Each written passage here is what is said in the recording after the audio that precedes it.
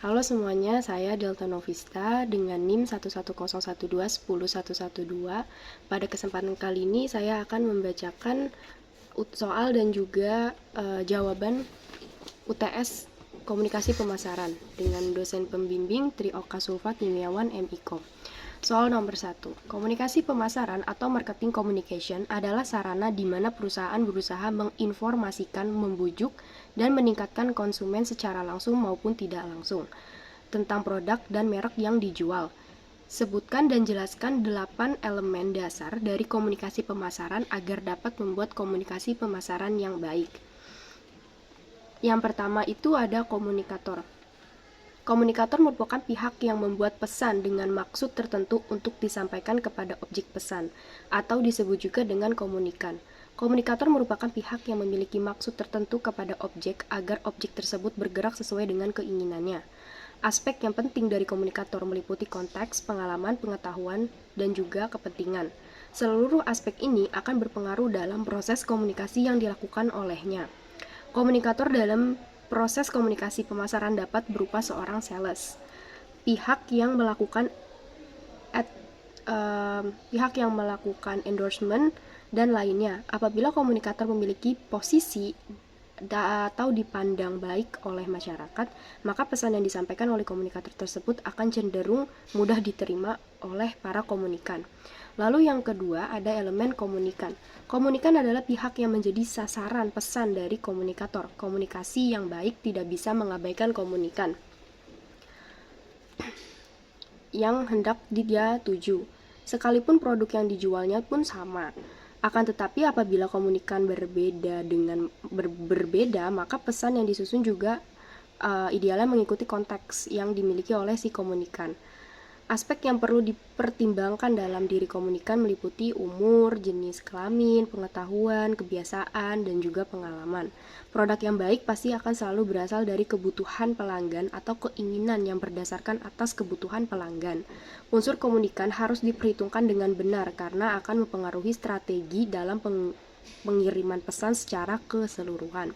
Lalu yang ketiga ada pesan. Pesan adalah rumusan maksud yang disampaikan oleh komunikator kepada komunikan. Pesan biasanya terwujud dalam bentuk simbol, warna, perilaku, atau lambang-lambang lain. Di dalam komunikasi pemasaran yang baik pasti akan selalu membuat pesan yang mudah diterima, tidak menyerang, tidak memaksa, efektif untuk mengajak atau membujuk calon konsumen untuk membeli produk. Ada banyak model yang mempunyai bentuk pesan dari segi komunikan, konteks, kondisi sosial budaya, dan juga lainnya. Lalu yang keempat ada media. Media adalah sarana yang digunakan agar pesan yang dibuat oleh komunikator dapat tersampaikan pada komunikan. Dalam komunikasi pemasaran, media digunakan untuk membuat pesan yang telah dibuat oleh komunikator dapat diterima oleh konsumen, sehingga konsumen memiliki minat untuk membeli produk yang telah dibuat oleh komunikan.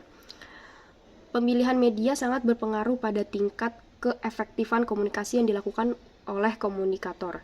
Di setiap pemilihan media harus difikirkan secara matang agar dapat menghemat biaya dan dapat mencapai tujuan komunikasi dengan efektif. Lalu yang kelima itu adalah hambatan.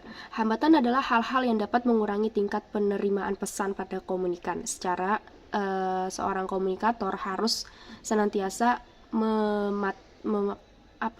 memperhitungkan hambatan apa saja yang dapat komunikasi terganggu serta cara untuk mengatasinya. Lalu yang keenam, tujuan. Tujuan produk dalam komunikasi pemasaran adalah pelanggan mau membeli produk yang dijual oleh perusahaan. Lalu yang ketujuh itu ada feedback. Umpan balik yang diberikan komunikan terhadap pesan yang disampaikan oleh komunikator dalam sebuah komunikasi pemasaran. Umpan balik sangat penting karena dari situ dapat diketahui apakah komunikasi yang dilakukan sudah efektif dan efisien atau tidak. Lalu yang kedelapan adalah produk. Produk merupakan unsur pokok dalam komunikasi pemasaran karena dari produk inilah pesan dapat disusun dengan baik. Tanpa mengetahui produk dengan baik, maka pesan yang dibuat tidak akan efektif atau bisa membuat pelanggan tidak tertarik untuk membeli produk yang dijual. Soal nomor 2 adalah IMC, Integrated Marketing Communication, adalah sebuah konsep dari perencanaan komunikasi pemasaran yang memperkenalkan nilai tambah dari rencana komprehensif yang mengevaluasi peran strategis dari berbagai disiplin komunikasi. Jelaskan definisi IMC menurut American Association of Advertising Agencies. Jawabannya, IMC itu ialah sebuah konsep perencanaan komunikasi pemasaran yang memberikan nilai tambah terhadap suatu perencanaan yang mendalam dengan cara melakukan evaluasi terhadap pesan strategis dari berbagai macam ilmu komunikasi dan mengkombinasikannya untuk menghasilkan keakuratan, konsistensi, dan efek komunikasi secara maksimal melalui integrasi dari pesan-pesan yang terpisah. Lalu nomor 3. Menurut Muhammad Ghazali Bagus tahun 2000, media komunikasi ialah perantara dalam penyampaian informasi dari komunikator kepada communicant yang bertujuan untuk efisiensi penyebaran informasi atau pesan tersebut. Sebutkan dan jelaskan 5 teori media komunikasi. Yang pertama ialah teori semiotik pesan. Teori semiotik pesan ialah media memiliki daya tarik dari sudut pandang semiotik atau campuran simbol yang diatur dengan spagial serta kronologis dalam membuat sebuah pesan, kesan, serta menyampaikan gagasan dalam menunjukkan arti dari publik. Lalu yang kedua ada teori sosiokultural pesan. Media yang disampaikan di dalam sosialisasi dan kulturasi serta penetapan arti yang dapat menimbulkan suatu argumentasi publik kepada media supaya dapat memberi informasi yang berkooperat serta tidak menimbulkan sara. Lalu yang ketiga ada teori sosiopsikologis. Teori yang menggabungkan sosial dengan psikologis dari audien yang menikmati suatu media. Kalau status digabungkan di dalam psikologis dari audien bisa dicontohkan menjadi suatu konten atau isi acara yang sifatnya segmented atau segmentasi acara. Yang keempat ada teori sibentika. Pengaruh dari opini publik dari isi media adalah fenomena yang membuat tertarik atau bisa disebut dengan teori spiral ketenangan yang mendefinisikan bahwa komunikasi interpersonal serta media berjalan bersama di dalam perkembangan opini di masyarakat. Lalu yang kelima ada teori kritis.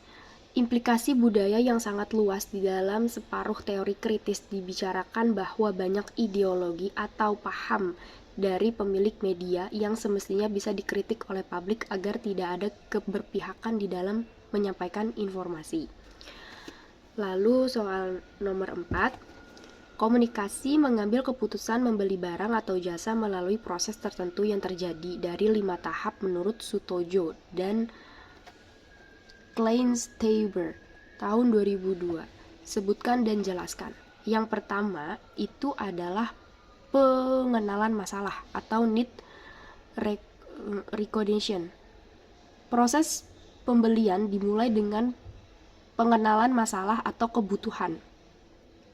Para pemasar perlu meneliti konsumen untuk memperoleh jawaban kebutuhan yang disasarkan atau masalah itu menyebabkan seseorang menjadi produknya tertentu tadi.